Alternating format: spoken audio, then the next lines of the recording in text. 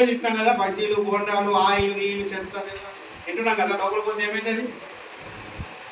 Toxins అనేవి వస్తాయి. Toxins రావడం వల్ల అది కెమికల్గా మారిపోతుంది. దీన్ని బెటాడియన్ అంటే మా కంపెనీ తయారు చేయలేదు. ఓకే, ఇది అన్ని మెడికల్ షాపులలో దొరుకుతుంది. దీంట్లో 14 రకాల హార్డ్ కెమికల్స్ ఉంటాయి. ఈ కెమికల్స్ని నేను మన శరీరం లోపల చేరేటటువంటి కెమికల్స్తో పోలుస్తున్నాను.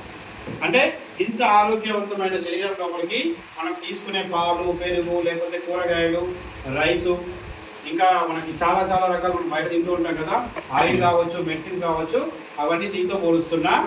ఇది రోజు మన శరీరం లోపలికి వెళ్ళి ఏమవుతుంది? పొల్యూట్ అవుతుందా కావట్లేదా? ఇలా అయిపోయిన తర్వాత ఏమవుతుంది? 20, 25, 30 సంవత్సరాల వరకు ఏమీ కాదు. కానీ ఎప్పుడైతే శరీరంలో ఇమ్యూనిటీ అనేది తగ్గుతుందో ఆటోమేటిక్గా షుగర్లు, బీపీలు, థైరాయిడ్లు, పీసీఓడి ప్రాబ్లమ్స్, దాంతో మోకాలు నొప్పులని రకరకాల హెల్త్ ఇష్యూస్ అనేవి వస్తున్నాయి. రాట్లేదా? మరి ఇది క్లీన్ చేయడానికి మీ దగ్గర ఏముంది? హాస్పిటల్కి వెళ్తే ఏం చేస్తారు? మళ్ళీ టాబ్లెట్సే ఇస్తారు. మరి టాబ్లెట్స్ దేంతో తయారు చేస్తారు? కెమికల్స్తో తయారు చేస్తారు. కెమికల్కి కెమికల్ యాడ్ అయితే ఏమైంది? ఇంకెక్కువ. అవునా కదా? మరి దీన్ని నయం చేసుకోవడానికి ఏముంది? అని. సో ఈ కంపెనీ ఒక చిన్న ప్రోడక్ట్ మనకు తెలిసిందే, అలోవీరా. అవునా? అలోవీరాలో ఏముంటుంది? యాంటీబయాటిక్ గుణాలు ఎక్కువగా ఉంటాయి. అవునా? యాంటీ ఆక్సిడెంట్స్ ఉంటాయి, టాక్సిన్స్ తగ్గించేటటువంటి గుణం ఉంటుంది.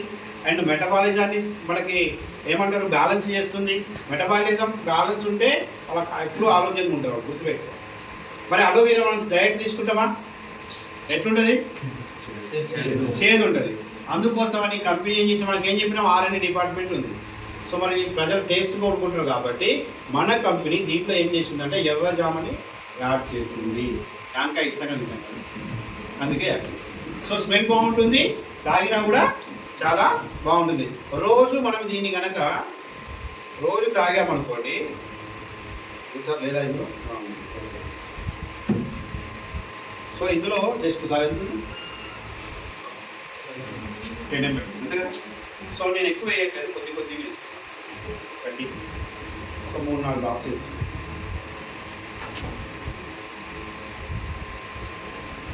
రోజు మనం తీసుకుంటా వెళ్తున్నాం అనుకోండి, ఏం జరుగుతుంది?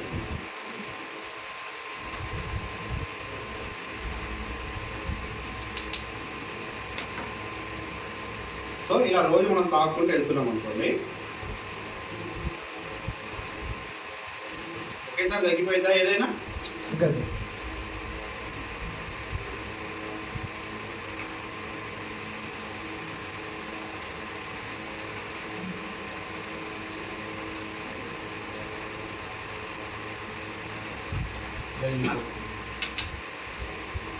మార్పు జరిగిందా? జరిగింది. ఏమైపోయింది?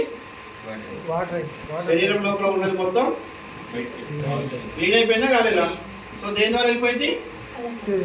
దీంట్లో వెళ్ళిపోయింది. ఆరోగ్యంగా ఉంటున్నామా లేదా? ఇప్పుడు అవసరమా టెస్టులు? ఇప్పుడు అవసరమా మెడిసిన్?